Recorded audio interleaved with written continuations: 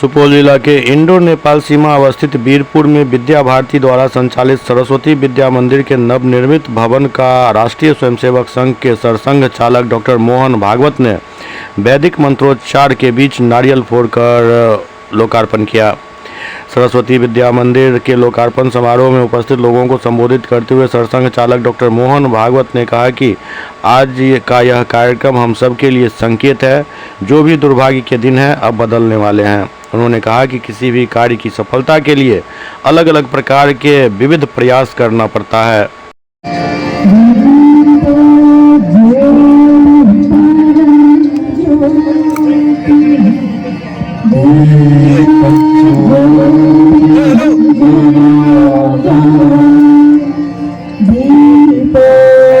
Sound आपका कहीं बच कर रहा है, सारा साउंड बंद है।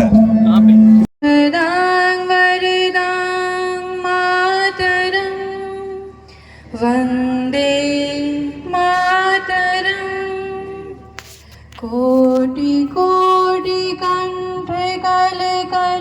सीमा पर भारत की सीमा में नेपाल के पड़ोस में एक स्थान है, वहां संघ के सरसंघ चालक पहली बार आए तो मैं समझता हूं कि हम सबके लिए ये एक संकेत है और ये एक सूचना भी है। संकेत ये है कि जो भी दुर्भाग्य के दिन होंगे वो अब बदलने वाले हैं।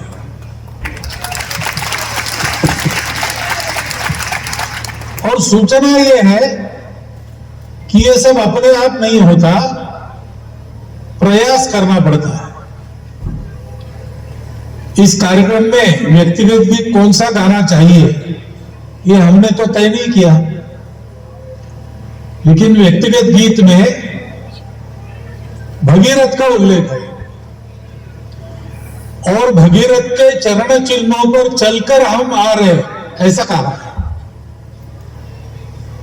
भगीरथ की कहानी हमको पता है। सारे उत्तर भारत को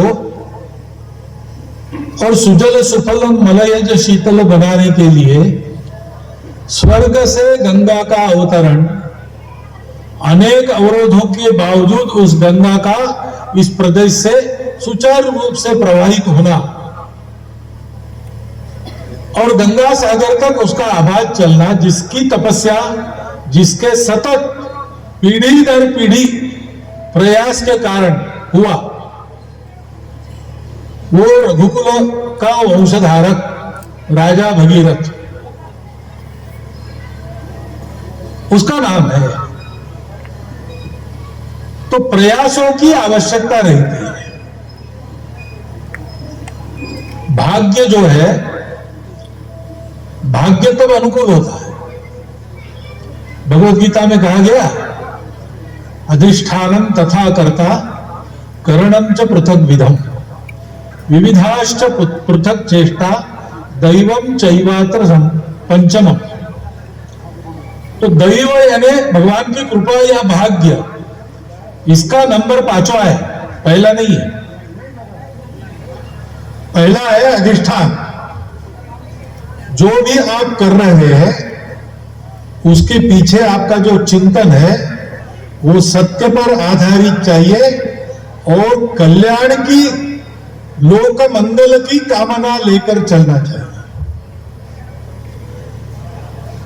ऐसा सत्य और शुभ, सत्यम शिवम सुंदरम अधिष्ठान चिंतन का जिसको पक्का है उसका काम आगे बढ़ता है।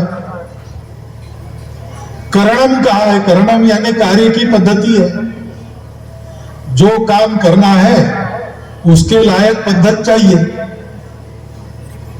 हम सब लोग भात खाते हैं, हमको पता है चावल चाहिए, पानी चाहिए, आग चाहिए, तब भात बनता है। लेकिन ये 3 चाहिए, इसलिए मुट्ठी भर भात कच्चा चबा के गिलास भर पानी पी के धूप में खड़े होंगे तो पेट में भात नहीं बनता है। उसकी एक पद्धति है, मेथडोलॉजी है।